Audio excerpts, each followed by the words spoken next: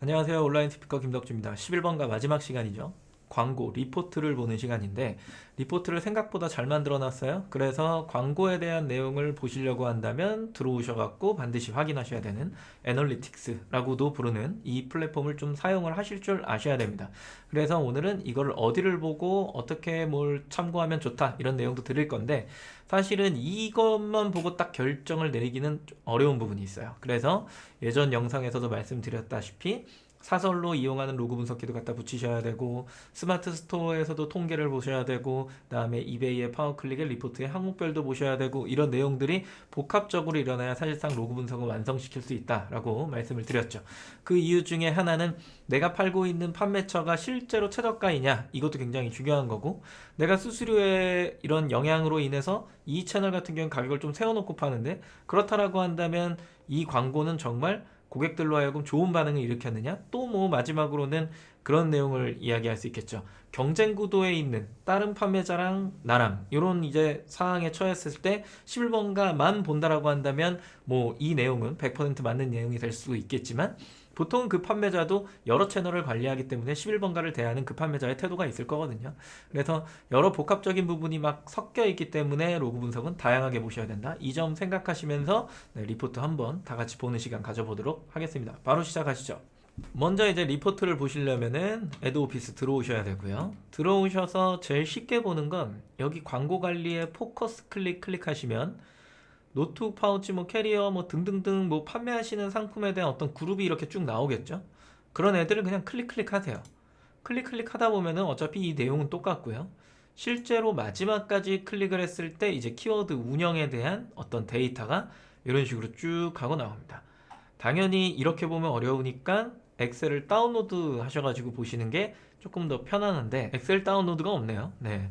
그래서 완전히 그냥 에너지 칸도 어느 정도 찼느냐라고 하는 것들을 좀 확인하셔야 되는 것들이 필요하겠죠. 품질 지수가 높아야 같은 광고 비용에서 순위권으로 위에 나오니까요.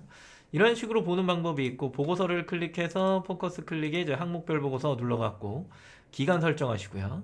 기간 설정하신 다음에 이 아래에서 보는 지표가 있죠. 어차피 여기서 보나 뭐 저쪽에서 보나 똑같은 내용이기 때문에 굳이 뭐 따로 관리하실 필요는 사실상 없는 상태인 겁니다.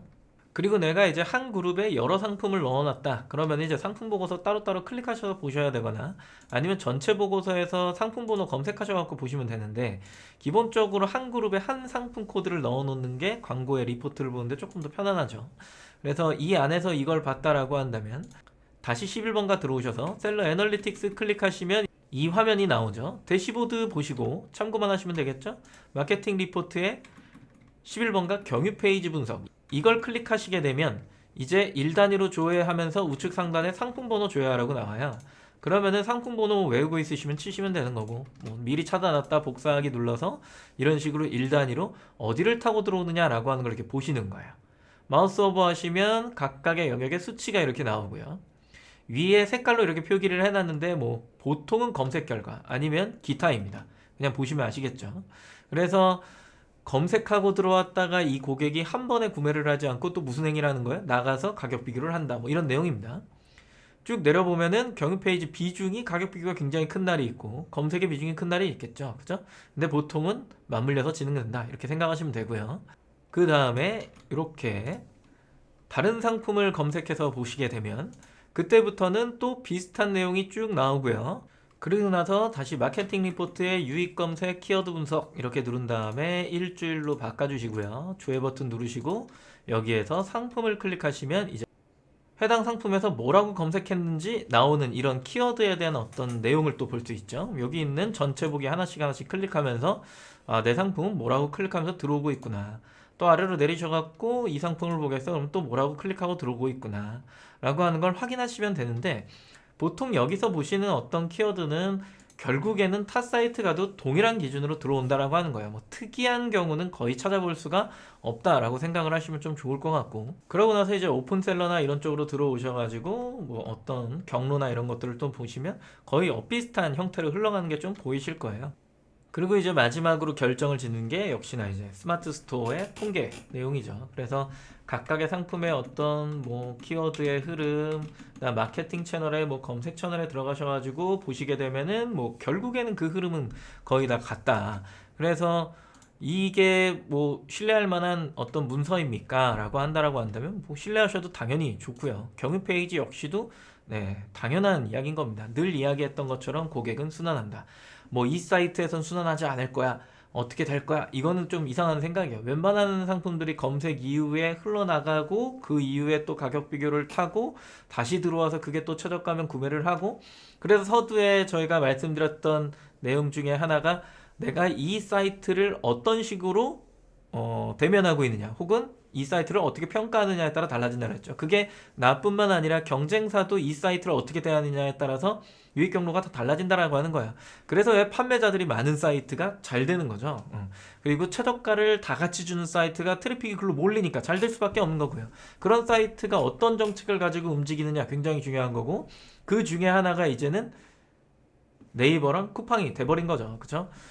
아무리 쿠폰을 꽂아도 사람들이 이쪽에다가 판매 비중을 몰아줘야 돼 라고 하니까 서브에 해당하는 사이트들 같은 경우에는 성장하지 못한다 뭐 이렇게 보는 겁니다. 그래서 내가 이 사이트를 어떻게 대하느냐 굉장히 중요한 사실 중에 하나가 될 수 있겠죠. 어때요? 리포트를 어느 정도 좀 이해가 되시나요? 수없이 같은 말을 비슷한 말을 반복해서 드리지만 이거 무슨 얘기인지 모르겠어요 하시는 분들이 생각보다 많으세요. 조금 판매를 오래 하시다 보면은 이 경로가 이제 지금 얘기한 게 귀에도 들어오시겠지만 눈에도 보이실 거예요. 웬만한 상품이 이런 경로를 통한다라는 거예요. 그래서 그 중심에 있는 브랜드라고 하는 하나를 가지고 있어야 된다라는 그 검색의 어떤 행위를 만들어내기 위한 뭐 매개체로 이해하면 좀 좋을 것 같고요. 댓글에 이런 질문을 하셨어요. 그냥 뭐 쉽게 파시려면은 뭐 네이버의 가격 비교에 최저가를 끼겨 넣는다든가 아니면 그냥 쿠팡의 아이템 위너를 하면 되는 거 아닌가요? 뭐하러 광고해요? 뭐하러 리포트를 봐요? 뭐 이런 식으로 이야기를 하시는데 결국에는 그 판매의 중심은 같은 브랜드 혹은 같은 상품 그리고 같은 썸네일이겠죠? 그쵸?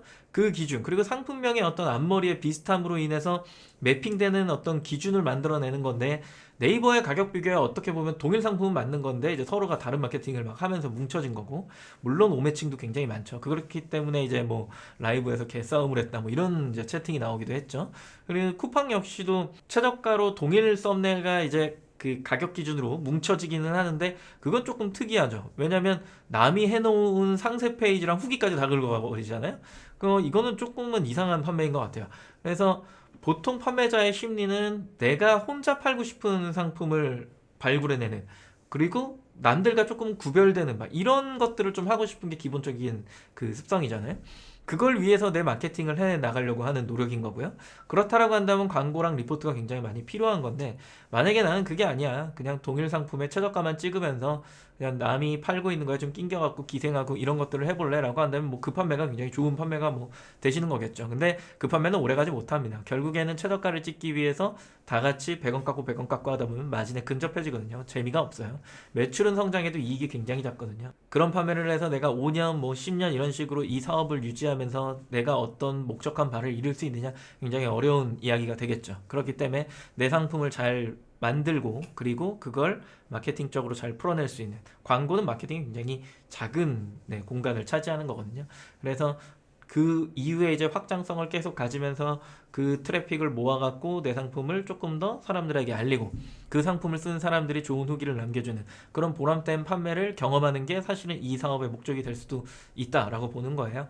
그래서 스스로 조금 더 공부하시고 내 상품에 어떻게 고객이 타고 들어오고 뭐라고 검색하는지 이거에 대해서 좀 집중하시고 내가 그것들을 어떻게 만들었을 때 고객이 돌아다니는지 이런 것들을 잘 파악해 보신다라고 한다면 좀 더 재밌는 판매가 되지 않을까라고 생각합니다. 오늘 영상 마음에 드셨으면 좋아요, 구독 부탁드리겠습니다. 감사합니다.